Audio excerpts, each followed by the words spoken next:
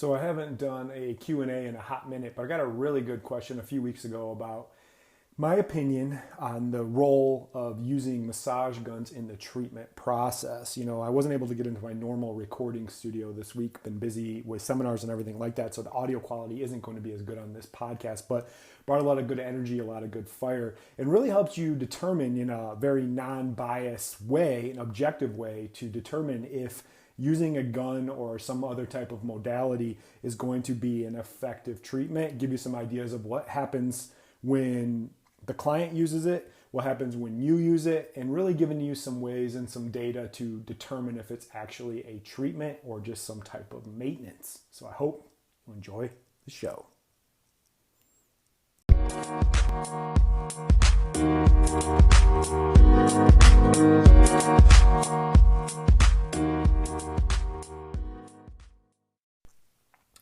I'm Dr. Matt Maggio, and this is the Soft Tissue Revolution podcast, where we teach massage therapists a new treatment method that allows them to easily make well over $100,000 per year, all by working less than 25 hours per week. Work smarter, not harder. So I'm not in my normal podcast recording studio. I had a busy weekend this past weekend that we just had our first in-person live upper neck, shoulder, and thoracic spine seminar. It was awesome. Got a lot of really good feedback. I'm going to be sharing a lot more content for that over the next couple weeks. We were able to get a lot of treatment demonstrations and things like that, so it was really good. So be on the lookout for that. If you're not following me on the Instagram, the LinkedIn, Facebook, YouTube, all that kind of stuff, and if you haven't grabbed our free training yet, go grab that. A couple more announcements. We still have a few spots left for our lumbar training next month. All that information can be found in the show notes. Send us a message from there. But let's get right back into it, back into the podcast. I haven't done a Q&A in a long time. I really do like Q&As, so I'm going to try to keep this as short as possible. But as I talked about in the intro, what is my opinion, or what do I think about the use of a massage gun in the treatment process? So let's jump right into it. I'm going to kind of break it down into three different parts in this podcast. One is just going to be the treatment side of that, like my take, my view, and I always call it a non-biased view of what's going on and how to determine if a treatment is going to be something worth a damn. Then I'm going to say it from what your clients will look at it for and from your perspective as well. So someone asked me a great question, what do you think about the use of a massage gun in the treatment process? So let me just define, for context, what treatment is and like what good treatment is. So I have an old podcast where I talked about the three components of a treatment. It should be safe, it should be effective, and it should be durable. These criteria are actually from the FDA themselves. I mean, the FDA is who the fuck knows what the FDA does, but those are their three criteria when they go through. So I want to break down a massage gun, like whatever you call it. Like it could be Generation X4, whatever. I don't really care. Like everyone's like, oh, well, mine is different and mine's special and mine's revolutionary, whatever. I always say you can stack shit as high as you want. It's still shit at the end of the day. Ooh, spoiler alert, kind of give you an idea of what I think of massage guns, but that's okay. So number one, is a treatment safe? So is a massage gun safe? Yeah, for the most part. I don't really see a lot of contraindications for that. Next one, effective. Now, effective is very open-ended, very biased as well. So like effective might be like, hey, the client feels better in the short term.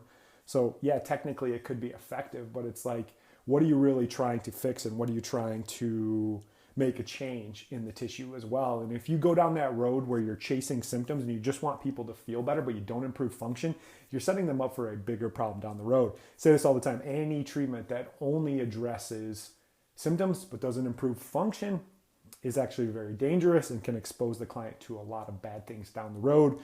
So is it effective?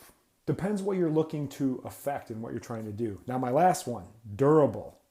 Does it last? This is where most treatments fall off. It's like, how can this actually last? Can this last for a week? Can this last for 2 weeks, 3 weeks, 4 weeks? In my system, the peak method, what we try to do is we like to get people where they can get to a really good spot and they're doing really well, where they can go a month in between and all their tests, all their functional evaluations stay pretty clean. They function really good. That is a durable treatment. So I don't think massage guns are really durable because they're not actually lasting from where they are. So always put that criteria through your brain when you're trying to evaluate, like, hey, what do I think of this treatment? Is it safe? Is it effective? Is it durable? If it doesn't meet that, it's not a treatment. So I'm really big on giving like analogies. I use analogies all the time. I really try to keep it very simple with my clients and the people that I coach, is like keep it at a very third or fourth grade level. So I always say injuries are kind of like a really bad cavity, in your teeth. And when you have a cavity, you need to go to the dentist and get it drilled out. And the dentist is the specialist and it's able to do that. So you look at the idea of like, is it treatment or is it this thing called maintenance? So for me, so many people are using like massage guns, stretching, rolling, jamming lacrosse balls in there as maintenance. And maintenance is kind of like brushing and flossing your teeth. Now, you can't fix a cavity once it sets in with brushing and flossing. It's too late for that. So what I find, and when people ask me, is the massage gun useful in the treatment process? I think no. And I actually believe no, because it doesn't fit that criteria from where we are. Now, the massage gun will make all these lofty claims about reducing scar tissue.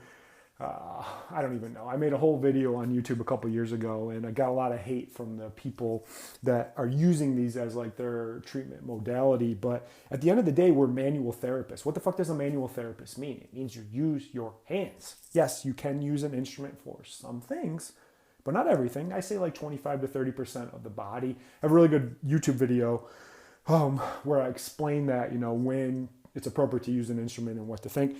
But at the end of the day, we are manual therapists and we must use our hands from where we are. So what happens now is you're trying to fix an injury by using something that actually isn't going to be able to fix that. So I always like to use that dental analogy as we go forward. So no, massage guns are not part of the actual treatment process because it doesn't fit that criteria. So let's go into it from the perspective of the client. So say you're using said massage gun during a session. I am not going to call it a treatment because it is not a treatment because it is not durable and it's probably not effective. So it's missing those components. So do not call it a treatment. So say you got this client, they come in, you're using the massage gun, feels good. They feel, oh yeah, this feels great. Oh yeah, you kicked the shit out of me. This is awesome, whatever. Then they go home and they might listen to their latest podcast that they really like. Or they might get spammed with an ad from one of these massage guns about all these benefits and how they can do it themselves. And they're like, oh shit, I can do this myself. And what that does is it cheapens you as the treatment person. It puts you into this level of what's called a commodity. And when you get put into a commodity, they're like, I got this pain in my neck, but, it's kind of expensive to go see Matt for this problem. I'm just going to get this massage gun and do it myself. Now what happens is they put you into that commodity level. And when they do have a problem, they're going to look to the massage gun first instead of looking for you as that solutions provider. What you've just become is more of a dental hygienist as opposed to the dentist. And dental hygienists do not get paid as much as dentists. So that's why you wonder why you're not able to charge more for the client and what you do, because they're looking at you as a commodity and they're looking at you as someone that's just doing the maintenance type of thing. But you don't know what's really going on. You're like, yeah, this works really well. The Theragun and all these things, they make these awesome claims. Fuck that. It's all biased. They're making claims based off their own stuff and they want that to match up. But at the end of the day, you need to get your hands on someone. You need to get proper depth, proper tension to break down that tissue. You were a manual therapist for a fucking reason. See, I got a little fired up from that. But this is what's going to happen is the client is going to be like, I don't really know. And then they're going to shop you on price. They're going to make you a commodity and they might not come in when they need to. Then it gets worse from where it is. So they're looking at you more of like, well, I can kind of do the same thing as that person does. And nothing's more offensive than that when somebody who's like an accountant or like a lawyer, they're like, oh yeah, I do the same thing. It's like, fuck you. You don't do the same thing. I'm an advanced practitioner. So at the end of the day, you have to make sure that people don't see that and see you doing that. You can recommend it like in between, but you have to make the delineation of this is maintenance. This is like brushing your teeth, flossing your teeth. I'm the dentist, and you need to come to the dentist and get a deep clean. It is not a treatment, it is maintenance. Once again, quit showing people how to treat themselves from home. I see these videos all the time, like here's a quick minute of like a self-massage or how to use the lacrosse ball or foam roller. All you did was just cheapen your shit. Why would they even come in to see you when they can just do it their goddamn selves? Sorry for swearing, but it's the truth. You have to take it more seriously. You have to be taken seriously as that provider, as the person that's going to fix the problem. You are the dentist. You're not the toothbrush. You're not the tooth flosser. You're not even the hygienist. And when you command that and you do that and you let people know that they do need you, it's important. You know, I get all these people all the time. I follow a few people on Instagram. They're like, quit telling the clients that they need you. Help self-empower them. Bullshit. Fuck that. Like that's just nonsense. When you're like, oh, help empower them and I feel bad about them having to come in more. Think of all the money that people spend shit on, all the things that they waste. And if this problem gets worse, they're going to be in a bigger problem down the road, like pain pills, injections, and surgeries and only make it worse. You're a goddamn bargain for what you charge. Now let's look at you from the practitioner. So from the practitioner standpoint, a lot of people are like, well, my hands are really beat up, so it really helps with my hands. That's a problem. What you're seeing there is that you don't have proper body mechanics. You're working harder, not smarter, as I say all the time, and you're beating yourself up. You're doing too long of sessions. You're treating too many things. You're doing full body. You're doing all that. Learn how to be more effective. Learn how to cut your treatment times in half. And this is a very easy plug for my system and what you can learn. Go get the free training. You're going to see how to work smarter, not harder. Because at the end of the day, if your hands and your elbows and your wrists are beat the fuck up, you're working too hard and it's not sustainable, and you don't need to use that massage gun. You need to use your hands. You're a goddamn manual therapist, and start acting like it. Don't use some bullshit tool or bullshit gimmick. Get in there with your hands, affect change in the tissue, and really make a good progress in that person's injury, and be taken seriously as that person that can solve problems. Be the dentist. Don't be the hygienist. That's a good one. That rhymed. Very good. So just to recap, look at a treatment and don't have, a lot of us have these biases. So one of my favorite books of all time I talk about is The Laws of Human Nature by Robert Greene. The first chapter is The Law of Irrationality. He talks about the different human biases that we have, and one is confirmation bias and one is conviction bias. So we believe in our minds that that gun is making a change, but how do we really know? You need objective data. Objective data is functional test, actual feeling the tissue, not just relying on how the client feels, because you're going to be very biased for that. So that's all I got. I try to keep this a little bit shorter. Sorry, the audio quality isn't as good. Like I said, I haven't been in my recording studio, but I'm doing this one from home. But this was a message I wanted to get out there. But just be honest with yourself and be truly objective about what you do. Is that treatment safe? Is it effective? Is it durable? Think about when you recommend to clients self-treatment, self-care. Change it around. It's not self-treatment. It's more of what's called self-care. You are the dentist fixing the problem. You should get paid accordingly. You should be looked at as the leader. You should be looked at as the expert and truly sharp as a tack and know what you do. Because when it's said and done, you need that client to come in and get access to your very unique and very specialized set of skills, because they need it more than ever. And if they're trying to fix their own injury, they're going to be in a bigger problem. And all they're doing is delaying the window of opportunity to fix the problem. That's all I got. If you like it, share it, comment it. Don't like it, don't listen anymore. Just kidding. Still continue to listen, but really think about what you're doing, your role as a manual therapist and what you do. Go grab the free training. Follow us on all the social medias. And I appreciate you guys listening. And I will see you on the next one. Bye.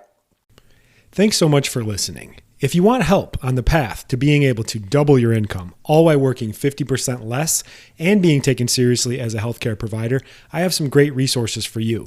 Number 1, get access to our free training modules and introduction to my system, the Peak Method.